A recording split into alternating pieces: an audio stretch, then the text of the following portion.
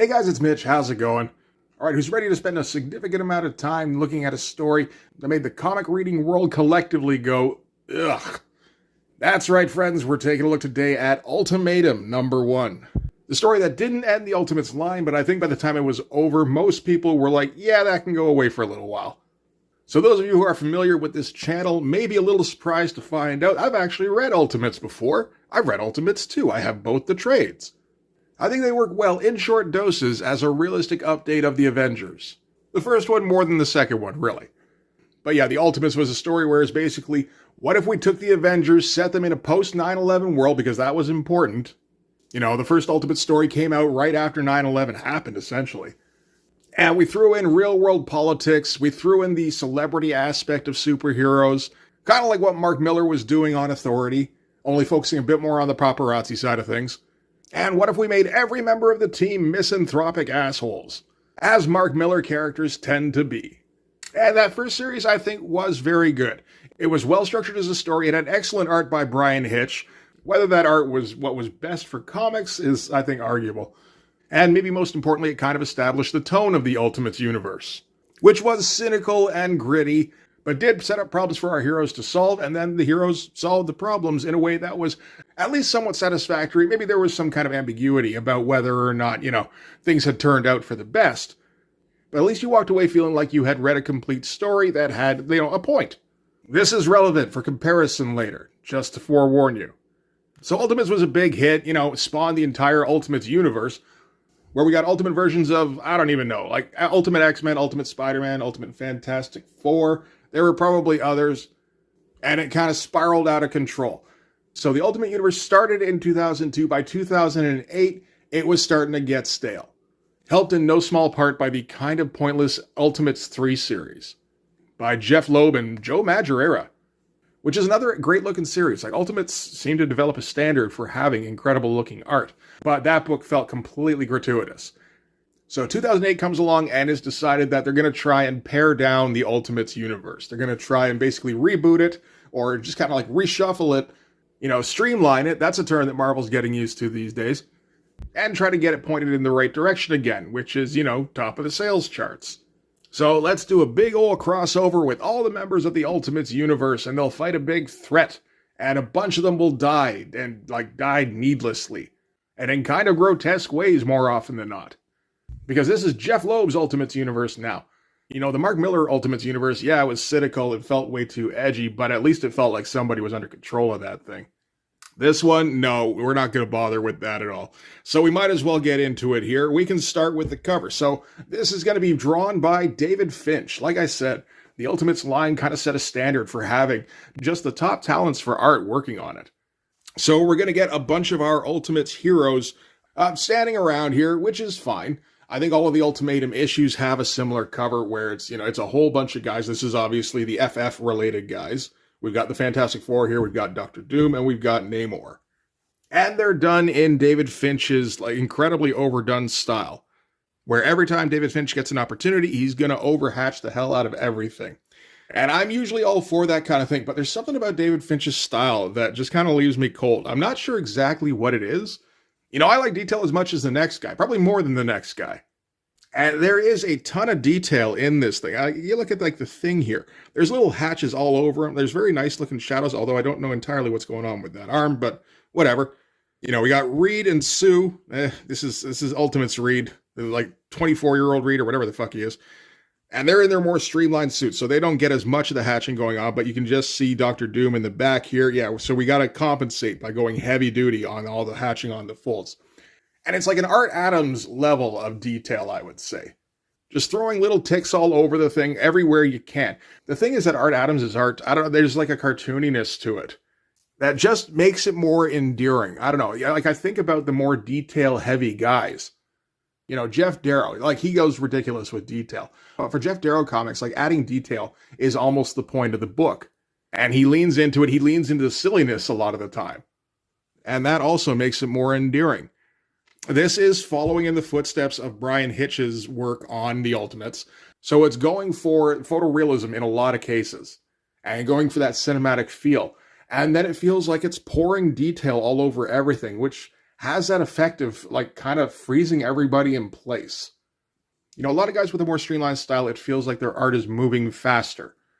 Whereas guys like David Finch, it feels like they're standing around and collecting hatch marks. Like they're sticking to them like lint. I don't know, I might be trying to look for justification because there's something about David Finch's style I just don't like, and I never really have. And like, I should like David Finch's style. I like these guys that throw detail all over everything. That was what got me into Jim Lee's stuff at the end of his Uncanny X-Men run, was just how heavily rendered everything looked. But yeah, no, there's something about David Finch's style that just, it doesn't really 100% click for me. And I still haven't completely identified what it is. All right, so we're going to open things up in Manhattan at the Baxter Building. Maybe we should do the credits first real quick, actually. So this is going to be written by Jeff Loeb, who I'm starting to become more and more convinced his good writing abilities only click into effect when he's working for DC. You know, I've read The Long Halloween. I'm sure he's got other projects he's worked on that are good, but most of what I've seen out of Jeff Loeb is kind of lowest common denominator stuff, and it's either stuff when he's working at Marvel or when he's working for Rob Liefeld. Artist David Finch, Danny Miki doing the inks on this, which is interesting because, I mean, Danny Miki at this point has got to be used to adding detail to everything, right? Maybe he's getting out of that by now. You know, that was more of a mid-90s thing, but like that's kind of what he was expected to do when working on Rob Liefeld. It's like, okay, make it look like I hatched this like I did back in 1991. So maybe Danny Miki's to blame for how static everything is going to feel in this. I don't know. Anyway. Because one thing you don't need to do, I think, is add more detail to a page that David Finch has penciled. Okay, so yeah, as I said, starting out in Manhattan at the Baxter Building, we're going to start with the big light-boxed skyline view of Manhattan. And it looks fantastic. You know, we're going to get a few of these light-box backgrounds. I don't mind too much. I would like it to be a bit more based in the artist's imagination, but that's not entirely the point of the Ultimate stuff. They're going for a very realistic feel. So it makes sense to have like a photorealistic background. And honestly, man, lightboxing is hard. Like I just started doing it recently. That shit's not as easy as it looks. Particularly when you're trying to get like this level of detail. That's fucking nuts. Anyway, we got the Fantastic Four sitting around in the Baxter Building. This appears to be kind of a day off. Reed and Sue are chatting. You get the impression Sue doesn't even really like Reed all that much, but then that's just kind of the Ultimates universe. You feel like nobody likes anybody. So maybe that's just coloring how I'm like perceiving that. And Reed is getting ready to pop the question with Sue. But we're not going to stick around for that. We're just kind of setting the scene here.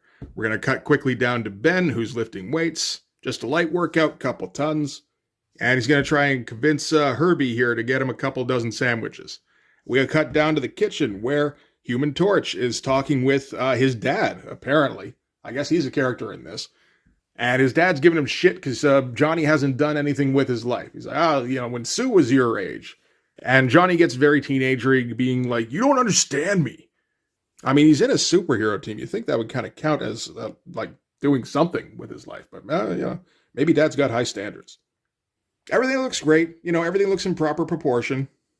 Nothing's particularly warm and inviting or anything, but that's, again, not really the Ultimates world. All right, from there, we're going to cut to the Avengers headquarters. Again, another very likely lightbox background that, you know, looks fantastic, naturally. And Iron Man and Captain America are just kind of having a chat. Captain America thinks they should go out on patrol because they don't have a major threat to deal with at the moment. And Iron Man thinks they should have more drinks because he's still sober enough to see straight. Somewhere else, maybe on the roof, Thor and Valkyrie are sparring. They're kind of a couple in this. Valkyrie's a little bit insufferable. She's just like straight up Valley Girl a lot of the time. But again, everybody's a little bit insufferable in this, so she fits right in. And somewhere in the bowels of the building, Hank Pym is trying out his new suit, which is the Yellow Jacket suit, which is a little bit controversial because Yellow Jacket made his first appearance back in Ultimates 3, I think. Only there it was as a Hank Pym robot clone that was manufactured by Ultron. And, you know, Jan isn't particularly excited to see him in the Yellow Jacket outfit. And Hank, of course, is like, yeah, but it's super neat, so I should wear it. And meanwhile, Hawkeye's off to the side here, going, hey, Jan, remember when this guy beat the living shit out of you? You two are such a great couple. Again, because nobody likes each other in this world. You know, particularly not teammates. Never teammates. All looks fine, nothing special happening just yet. Hey, you got to draw like a flexing arm. That's a fun looking arm. Cut then to somewhere downtown where Peter Parker and his friends are on the subway. Another photorealistic background. They're planning to hook up with the Human Torch, and they don't really have much of a plan after that. And that's kind of what this page is all about. We're really just kind of setting the scene, telling you what all the characters are doing at the time when the event starts, which is going to happen soon. And, everything looks fine if it's unexciting. That's all good. You do see the use of the multiple, like the thing at this time is widescreen comics, where they're trying to make everything look all cinematic and shit. So you'll see a lot of like horizontal panels that look like a movie widescreen. Stuff tends to get framed like it's a movie. With the widescreen thing, you tend to linger on every image a bit more. You're not moving very quickly through the comic. It does also mean when we get these shots when people are just kind of sitting around talking, that we get the entire scene, really, right? We get a lot of background in there a lot of the time. So we really do just feel like we're doing nothing because we can't even move quickly through the dialogue, really. We're stuck lingering on these wide panels going, yep, that sure is a lot of background stuff. That background stuff was drawn very skillfully. Another one here, because we're moving into another part of Manhattan, where we get another light-boxed photorealistic background. And this is the Ultimate X-Men. They're downtown, and they're going to see a show, I think, by the looks of it.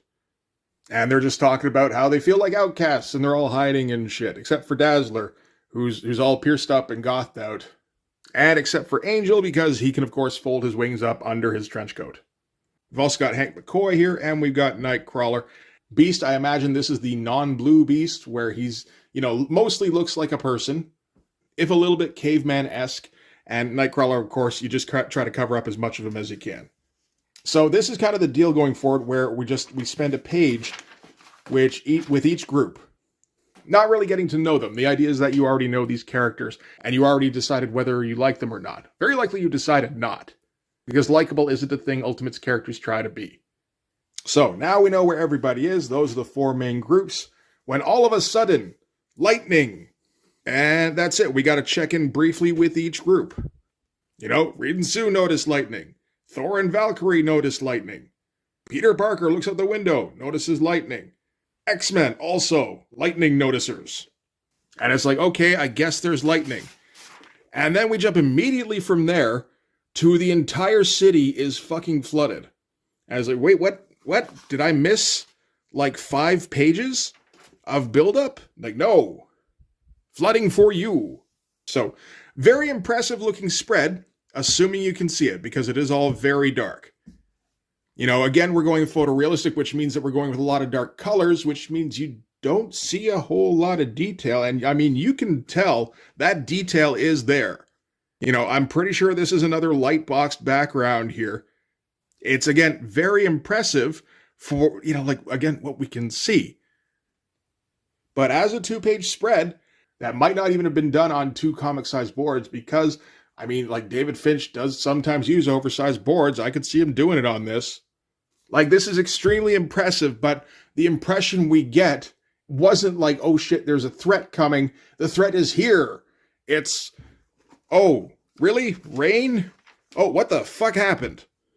Because we got to jump right into the problem. We have to get all of these characters who are all separate into this book. And, we have to establish them first, but we got to do it very quickly.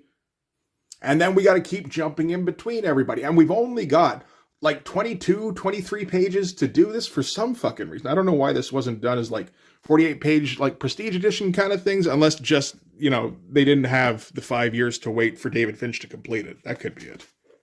Okay, so at the Baxter building, Reed is having Sue kind of lift them up to the top of the building with her force fields. He's kind of making himself like a makeshift glider and having her propel them up.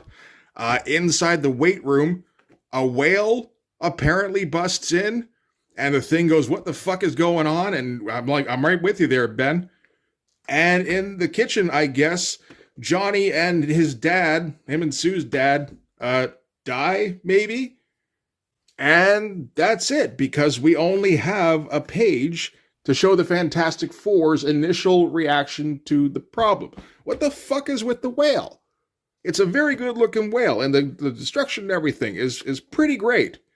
But at the same time, it's like, why whale? Is that in the lobby? Maybe it's in the lobby. And it just, again, feels like non sequitur shit, where it's just coming out of nowhere. Again, just dealing with the FF side of things feels like it should have been its own issue. And, you know, this has the FF on the cover. It is largely an FF-themed book, but still, we don't have any time to spend on fucking anything. We cut then to Avengers HQ, which is, you know, mostly underwater, and Hank Pym in his yellow jacket outfit, turns into Giant Man and just yells, "Jan!" A very impressive looking shot. It's, low angle, because every shot of Giant Man probably should be a low angle. Unless you're doing it from the reverse, where we're showing it from a bird's eye view so that you can see just how far the top of his head is from the ground. Great looking shot, great looking figure. From what I can see, again, everything's dark colors. It really obscures everything. And, oh shit, what do you know? That's it. We move then to Bruce Banner. Bruce Banner did show up briefly. I kind of lost track of him here. The bit where the X-Men are walking down the street, somebody bumps into one of them, and then it isn't referred to again, because we don't have time to refer to fucking anything. And that was Bruce Banner. So now Bruce Banner's underwater. We can assume Bruce Banner's just about dead when, Hulk wakes up and, busts out of the water, and he's kind of like, dog paddling here, looking down the street going, why is big clock thing watching Hulk? As some kind of thing is in the middle of the street watching him. And I don't know, because that's all we're going to get of the Hulk in this issue. Like, if you dug the Ultimates version of the Hulk, tough shit for you, because he's not really in this. All we get is, his shoulder. It's a cool-looking shot. Great angle. Put it on a Dutch. Again, all sorts of detail down the street here. Everything looks great. But, the pacing problems in this issue are kind of ridiculous. We got to cut again to Spider-Man. He's got to get his own dedicated page again. This is really only, the second Spider-Man page we've had, and this is 11 pages into the book. It feels like around this time we should be, knee-deep in the threat. Or, have a grasp of what's going on, but we're still just barely setting things up, because we have to, touch on what every single person is doing, and we have very little time to do it at any given time. Okay, so Peter Parker was in the subway car with his buddies. One of his buddies there was Shadowcat. I guess they hang out. And she phases him up through the roof. Apparently she knows he's Spider-Man. She's like, go deal with the problem, the fucking flooded city problem. You go handle that. And Spider-Man swings away. Again, it's a great shot. At least we got, a nice big shot of David Finch's Spider-Man, like the old school Spider-Man duds. Again, it's not a particularly endearing shot to me. I mean, partially, I think, because he's going so heavily on realism. So you can't do, Eric Larson poses or Todd McFarlane poses. You can't get a little crazy with it, so it's got to just be, a muscular dude in a Lycra suit. But, it's all very well done. Nothing in this is poorly done, even a little bit. Oh, I guess we're cutting again. We got to cut to the X-Men. Underwater. Warren Worthington. He's got his wings out now, and he's flying among cars. We see, he spots a body, pops out of the water with it, going, come on, Allison, you're not going to die on me. Takes her to a rooftop and goes, no. So she died. Not too worried about Nightcrawler and Beast, but don't worry, they died too. And maybe that's some kind of moment, but we'll never know, because we don't have time to linger on it. We got to cut again immediately to the Avengers. The Avengers mansion, where Cap's floating underwater. Iron Man finds him and busts up out of the water with him. Cap at least has a little bit of time to say something. And, he's yelling about who else made it out. Thor, Hawkeye, Wasp. And Iron Man goes, I don't know. There's a lot of bodies, man. And that's all we get. Again, cool shot of Iron Man flying out of the water here with Cap. That's all right. And again, at least somebody had time to say, fucking something for a second. But that's all they're going to get. Because I think we got to cut yet again. Of course we do. We're looping back around again. We've gone through the entire cycle of dudes in Manhattan. I don't think we have enough pages left to loop through them all yet again.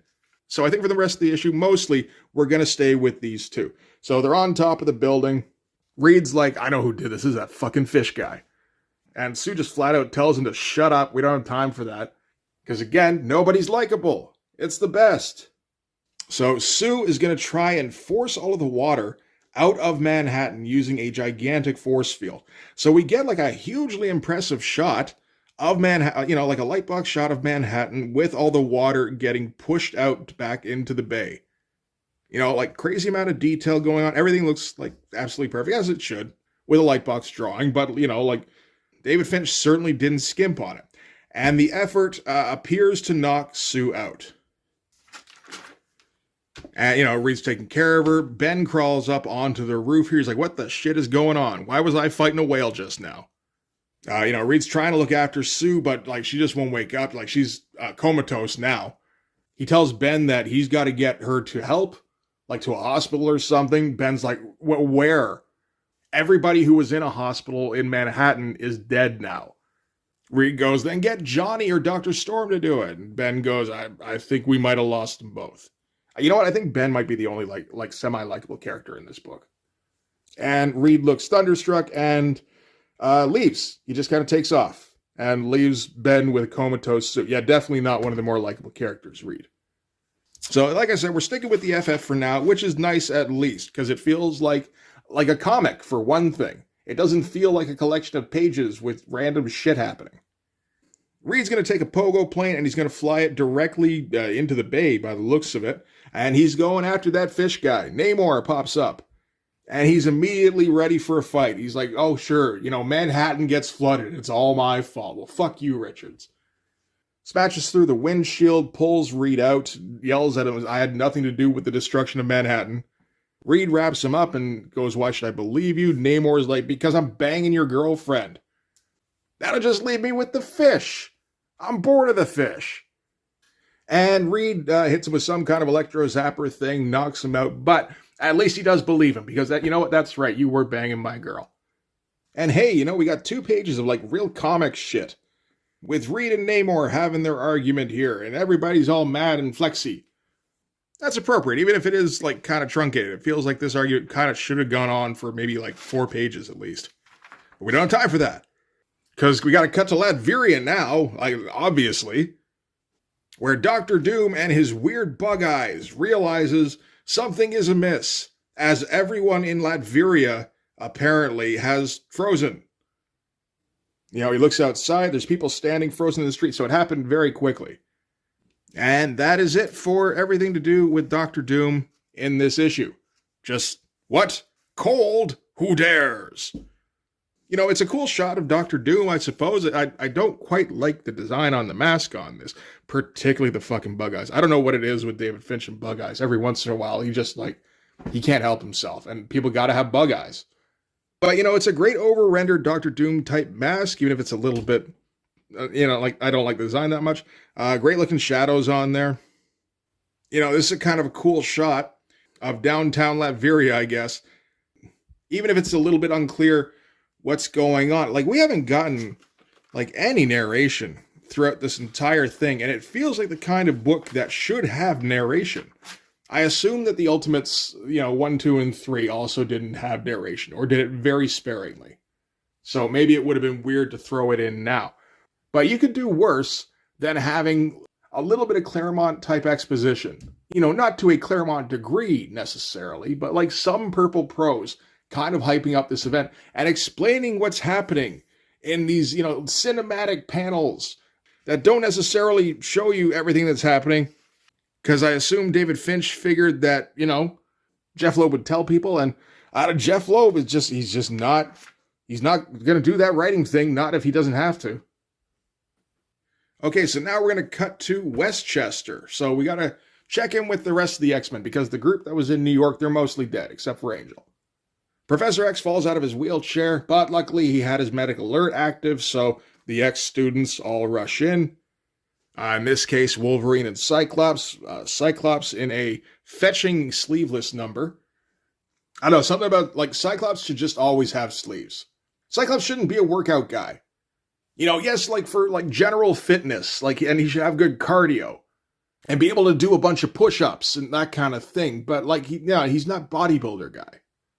Like just seeing his bare arm here with like a high definition muscles and the vein popping out on the shoulders and the biceps. It's just like, that ain't Cyclops, man. That's fucking Guido in Cyclops' outfit. So they prop Professor X back up in his chair, Wolverine and his bug eyes, because again, we gotta have the bug eyes for a close-up, asks what's going on, and Professor X is going to broadcast to all of the remaining superheroes. I think this is all of them, all 5. That he knows what's happened and he knows who's responsible. Get a big close-up of Professor X's face and his, like, cellophane lips. I don't know what he's doing with his lips, but stop it, Chuck. And he's like, I'm going to give you a mental image of where you'll have to go. So now we got to cut to, I think this is like Asteroid M, essentially. You know, big old palace that's built on top of a big old floating rock, or maybe a hunk of iron. So this is Magneto's palace. And Xavier explains that this is a doomsday scenario that he would bring up with Chuck, probably when they were a little drunk. And Chuck would be like, yeah, that's great, Eric. Let me get you a cab. And never entirely take it seriously. But things have changed now where Magneto has decided to destroy like everybody in the world because, you know, we can't just have, I don't know, like a supervillain plot, or we can't have a realistic plot. We got to have the most nihilistic plot of all time because this is the most nihilistic comic of all time, man. And yeah, so we got Magneto here in his throne saying, yes, bring them, Charles. Bring everyone so I can tell them myself. For what they've done, they will have to pay the ultimate price. So still giving people kind of cartoonish superhero dialogue when people finally have to speak, which didn't happen very often, of course. And so the whole thing that Magneto is pissed off because Scarlet Witch got assassinated in the Marvels 3 story. That was by Jeff Loeb and Joe Madureira. So now he's going to take it out on the world. At the end of that story, you know, there was a big fight between Magneto and the Ultimates. And Magneto ended up running away, but he did run away with Thor's hammer. So I assume he's using that somehow to cause all the lightning and the stormy stuff. And, you know, that's a cool shot of Magneto sitting in a chair, for sure. You know, could have been standing and being like a bit more intimidating, a bit more comic booky, but again, we're going for realism. Magneto probably gets a little bit tired sometimes, you know, like the rest of us. He's just flesh and blood. We happen to catch him at a bad moment. He needed to grab himself a sit down. And that's it for this whole fucking book. So, yeah, like, that's like 23 pages, I think, where it feels like next to nothing happened. Like, on the one hand, we barely spent any time with anybody. On the other hand, you get to the end, and you're a little bit exhausted because you only spend like 5 seconds on any given page because there's no explanation for fucking anything. So you got to force yourself to like sit down on a page and look at all the work that David Finch put in. You know, Jeff Loeb's not helping in any way to keep you on the page. He can barely think of any dialogue for anybody to say. And it just fucks with the pacing to a ridiculous degree. Like that and the mandate to have everybody from the Ultimates universe in the book, but then not have it be an oversized book. But we've got to have these widescreen panels, so we can't have a whole bunch of small panels with people talking. There's no small moments in the Ultimates universe. So, you know, we've got to include all these big 2-page spreads. There was at least 3 of these spreads in here. I think it's more like 4 or 5, really. But like in a 22-page comic, you don't have time for that shit. Or if you're going to do that, the pages in between better be full of like actual events happening. You know, like story progression. And we did not really get that. It's just a whole lot of like actions. You know, there's things, there's people, they're breaking out of things, and water, whales. And you know, technically we moved through a disaster style event, but it feels more like we read 4 or 5, 3 or 4 page stories about a disaster style event. You can't get anything done in 3 or 4 pages. So this turned out to be an interesting read through because, like I said at the beginning, I hadn't read Ultimatum before this. I'd read Ultimates 1 and 2, and I, you know, like taking a look through Ultimates 3, it didn't look like much of anything. And I'd heard of the Ultimatum story, and I'd heard about how notorious it was, how grotesque and over the top and just gratuitous. So that was kind of the idea in getting this, was like, all right, let's just go through this gratuitous shit, because that'll be a fun time, right?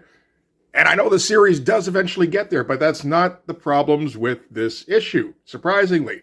All the problems with this issue are structural.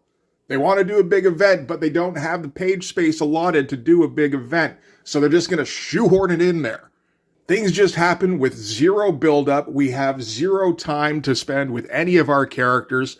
I mean, if you were picking this up as your first Ultimates experience, you don't even know who any of these people are. I don't imagine too many people were doing that, but, just for the sake of argument, right? I mean, I guess it kind of works almost like a prologue in that it gets our characters pointed at the threat they're going to have to eventually tackle, but it does it in the most frustrating way possible, by just shoving events at you. And then at the end of it, you're like, well, I guess the things did happen. It sure didn't feel like enough shit happened, but like if I had to testify in a court situation, I would have to admit, yes, okay, there was an event of some kind. So anyway, yeah, didn't hit on the really repellent stuff in this story. We are going to hit issue 2 though, so we will get to it. We will have that to look forward to. I know you guys are all excited. I'm excited too. But for this one anyway, that is going to do it. So thanks very much for watching. If you like this video, please hit the like button. Helps with the algorithm stuff. If you want to see more, hit subscribe. And if you want to help out, in the description of this video, there's my link tree. And you can follow that to my Patreon. Go subscribe there. That'll give you access to everything I do. So all sorts of videos, all sorts of Blood Force comics. You can also follow me on Instagram and DM me there for commissions. But yeah, that'll do it. Thanks again for watching, guys. I will see you in the next one. Bye-bye.